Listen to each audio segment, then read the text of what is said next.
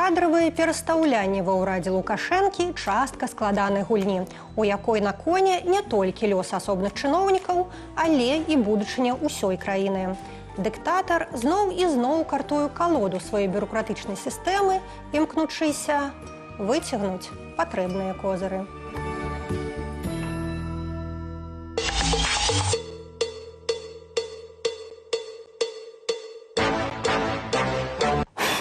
Больш за 10 гадоў гэтая карта праляжала ў адбоі. І нічога, здзьмулі пыл і вярнулі на старую пасаду. Наталья Пяткевіч ізноў стала намесніцай кіраўніка адміністрацыі Александра Лукашэнкі. Аплодисментов не будет. Зная вашу требовательность, ваш принципиальный подход, ваши знания, вы знаете все. У каго Качанову кіраваць гэтай электаральнай кампаніяй, так яна праваліла 2020 год. Ну, то бок зразумела, што яна не справілася. Вось, каго яшчэ? Ну, вось тут у гэтым сэнс, што кадраў-то не так шмат, якія на такім узроўні могуць працаваць. Да Качанавай ды Эйсмант побач з Лукашэнкам была яна. Піткевіч называлі самую ўплывовай жанчынай беларускай вертыкалі. Скараціла дзяржапарат на чвэрць і, як кажуць, магла прадаць Лукашэнку любое прызначэнне. Так, у беларускай рэжымнай сістэме хто мае доступ да Лукашэнкі найбліжэйшы, той і мае вельмі вялікі ўплыў палітычны. За 14 гадоў ва ўрадзе эфектная бландынка паспела папрацаваць на пазіцыях прэс-сакратаркаю дыктатара, першай намесніцай адміністрацыі і, урэшце, памочніцы Лукашэнкі. Але ў 2014-м карту Наталі прыбралі з гульнявога стала. Пасля размовы ейнага шэфа з пранкерамі, што выдавалі сябе за сына Віктора Януковича. Мы вам подарим золотой батон. У нас тут есть, остался еще из коллекции. Знак дружбы. Спасибо, Виктор. Пасля адстаўкі экс-чыноўніцу падабраў мільянер Александр Шакуцін. Пяткевіч кіравала турыстычным кірункам ягонага бізнесу. Шакуцін прымаў пад сваё крыло былых высокапастаўленых чыноўнікаў, разлічваючы выкарыстоўваць іхнія сувязі. Пяткевіч жа гэтая праца дапамагла ўтрымаць звыклы ўзровень жыцця са статусам і стылёвым гардеробам. Сразу отличается, видно, что в ее образе присутствуют дорогие вещи, дорогие сумки. Красивая женщина, очень ухоженная,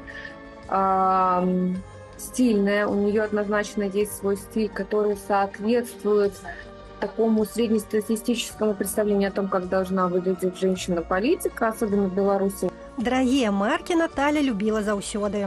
На адрозненне ад большасці айчынных чыноўнікаў, якія брэндавыя рэчы перад Лукашэнкам не свецяць, яна дае перавагу сусветным модным дамам. Ёсць у ейным гардеробе чаравікі за $1300 і пара брэндавых сумак. А вось гэты Біркін каштуе $5500.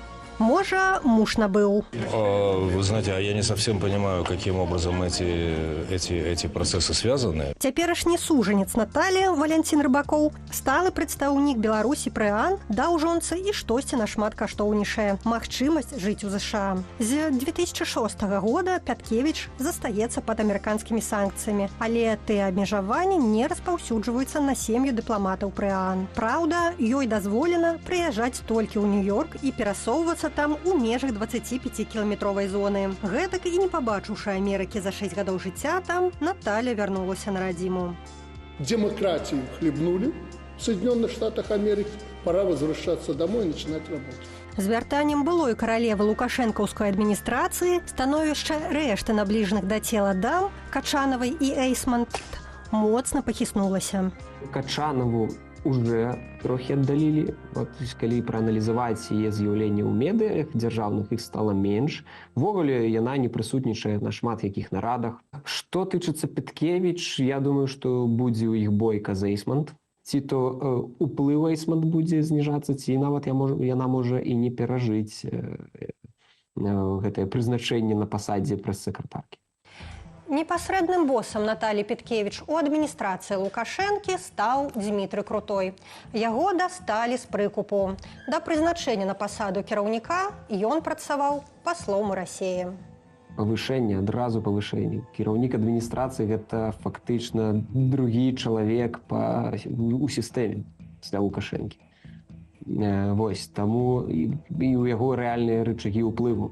гэта павышэнне вельмі моцнае, гэта прызнанне, і я думаю, што і цікава, што ён прайшоў такі шлях, і пабыў у Расіі, там, то бок гэта, рыхтавалі чалавека, рыхтавалі да такой адказнай пасады. Лукашенко ускладае на Крутога вялікія спадзяванні і актыўна прасоўвае яго на кар'ернай лесвіцы. У 37 гадоў чыноўнік узначаліў Міністэрства эканомікі, наймаладзейшы міністр ва ўрадзе Сергея Румаса. Хуткі.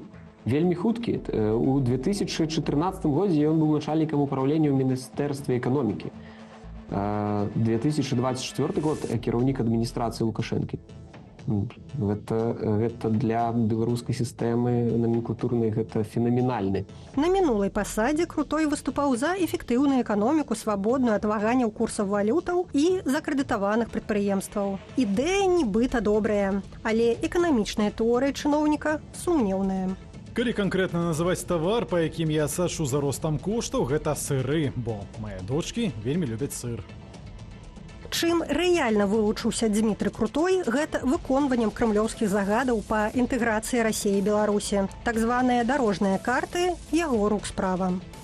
Максіму Рыжанкову, былому кіраўніку адміністрацыі, далі казырную пасаду. Будзе кіраваць тым, што засталося ад беларускай дыпламатыі. Заўсёды Максім Рыжанкоў ставіўся вельмі з такім вялікім апетытам і амбіцыямі да гэтай пасады. Ён папсаваў кроў многім міністрам, якія былі на гэтай пасадзе, пакуль ён быў у адміністрацыі прэзідэнта і меў магчымасць кантраляваць, адсочваць, рабіць вывалачкі для міністраў там цэлага шэрагу гэтых міністраў. Рэшце яго мара збылася. Пад Рыжанкова расчысцілі пасаду. Ягонага папярэдніка Сергея Алейніка скінулі ў адбой усяго праз 2 гады службы. Маўляў, той не апраўдаў чаканняў боса. Гэта міністр фіаска. Той чалавек, які нічога уцямнага не зрабіў для беларускай дыпламатыі. Ён прадаў беларускую дыпламатыю ў інтарэсах Расійскай Федэрацыі поўнасцю. Ён прэтэнзіі, якія яму ставіліся, гэта інфармацыя трапіла да нас дзесьці 8-9 месяцаў таму назад, што ўжо пашлі чуткі, што ён можа быць зняты з пасады, таму што ім быў незадаволены Лаўроў. Ім не ўдалося ўсталяваць персанальныя, асабістыя, блізкія адносіны, на якія разлічваў Лаўроў, і такія сігналы шлі з Масквы. Лукашенко не рашаўся гэта зрабіць, але прыйшоў час, бо таксама у Алейніка ёсць праблемы са здароўем, з сэрцам. Як загадаў Лукашенка, на новай пасадзе Рыжанкову даручна страсянуць МЗС. Новы міністр яшчэ не ўзяўся за справу, а міністэрства ўжо трасуць. Сілавікі. Так на гэтым тыдні стала вядома пра смерць былога пасла Беларусі ў Нямецчыне Дзяніса Сыдарэнкі. Паводле адной з версіяў, у 48-гадовага чыноўніка не вытрымала сэрца. Паводле іншай, ён скончыў жыццё самагубствам пасля ціску і тэстаў КДБ на адданасць. Кожны дыпламат, які зараз хоча паступіць на працу ў Міністэрства замежных спраў, а гэта фактычна з досведам дыпламат, але ён зноў жа такі паступаў як бы нанова ў МЗС, павінен прайсці паліграф. Вось паліграф, наколькі я ведаю, Дзяніс Сідарэнка не прайшоў. З валета у каралі. Намесніка міністра прамысловасці Александра Яфімова павысілі да міністра. Відаць, Лукашенко паверыў у прарыўны погляд маладога чыноўніка на галіну. Нават калі ўявіць сітуацыю, што закупкі за мяжой спыняцца, мы цалкам можам абысціся без імпарту. Запэўніваю, што ніводная пазіцыя не пацярпіць. У Ефімова узорна-паказальная кар'ера. Падняўся з нізоў. Працоўную дзейнасць пачаў простым аператарам станкоў на Амкадоры. У сярэдзіне нулявых стаў загадчыкам участку. Пасля намеснікам генеральнага дырэктара ў вытворчасці. Затым гендырэктарам прадпрыемства. Такія людзі, гэта такія хаўскіперы.